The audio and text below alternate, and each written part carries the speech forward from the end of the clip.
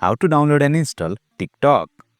Hey there, welcome to Insightful Tutorials. In today's video, I will show you the easiest way to download and install the TikTok app on your mobile device. Without further ado, let's get started. Open Play Store on your Android device or App Store on your iOS device. Tap on the search icon at the bottom, then tap on the search bar. Search for TikTok. Select the first search result for TikTok. Tap on the install button. The TikTok app will begin downloading and installing on your device. Please note that the installation time may vary depending on your internet speed, so please be patient. Once the installation is completed, you can now use the TikTok app on your device. Simply tap open, give all the necessary permissions, then log into your account if you have one, or sign up for a new account. After that, you will be all set to start using the TikTok app.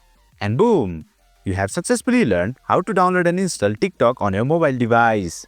That's it for today's video. If you found this video insightful, please don't forget to hit the like button and make sure to subscribe to our channel for more insightful tutorials.